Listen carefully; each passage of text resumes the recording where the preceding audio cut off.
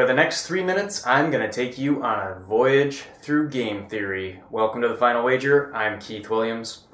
And we have a more exciting game than we did yesterday. Scores are a little less interesting, perhaps, but all three players are around. Jason, our challenger from Chicago, for whom we've been waiting for quite a while after he was on a special local channel interview that featured Julia Collins and Alex and Maggie speak. Awesome to see her on camera.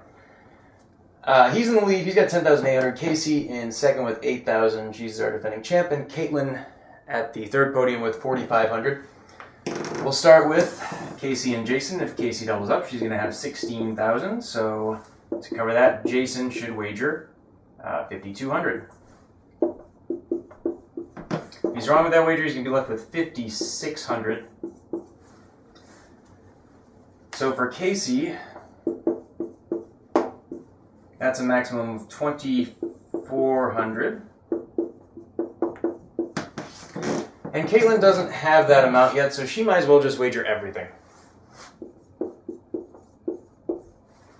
If she does wager everything, she'll have 9,000, so to cover that, Casey will want to wager at least 1,000.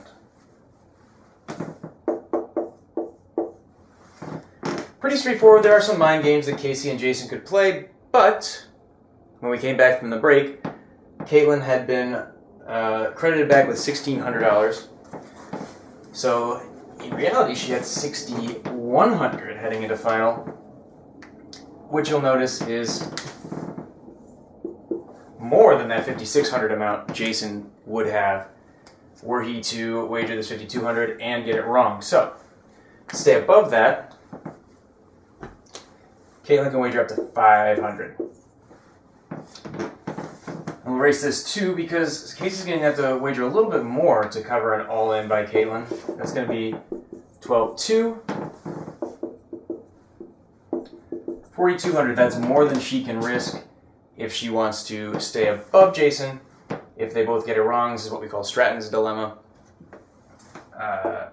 She'll have to wager at least 4,200, but she should just wager everything.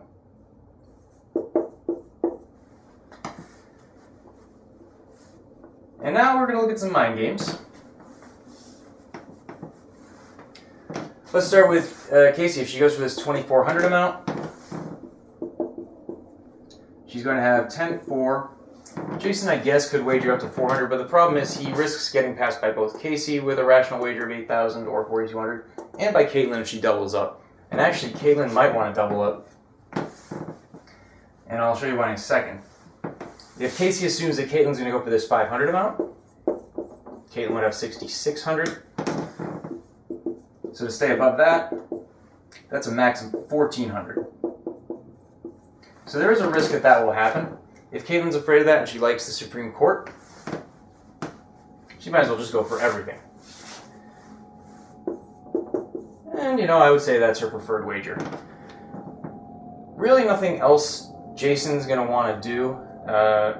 He can't wager so small that he'll stay above Caitlin on a double up and cover a rational wager by Casey, because Casey has this range between 2,400 or 1,400, and then she just jumps up to 8,000. There's nothing in the middle there. So Jason's kind of stuck with this $5,200 wager. I think that's about it. As it turns out, Caitlin got it right with Bathtub Boy, William Howard Taft. She doubled up. Casey missed with Reagan. I guess that was a nod to the current court. She lost 3,800, which, that just doesn't make any sense to me. I think what she did was she said, hey, 4,200, I got to wager at least that. And then she took the wrong number. Instead of taking the 4,200, she took the 3,800. But either way, she was going to lose to Caitlin, and Jason, I have been on stage and I have done brain farts like this where you just misread the clue and then you put down something that was in the clue, or you don't put down a U.S. island. Okay, guess I'm going to have to drink after this one. So Caitlin's going to be our returning champ tomorrow. She'll have a total of 12,200 and just a few days until the Tournament of Champions. John Pearson got his contestant photo, and man, is it amazing. Been waiting for that. for weeks. I mean, the tournament's cool too, but that was just spectacular. All right. We'll see you tomorrow on the Final Wager.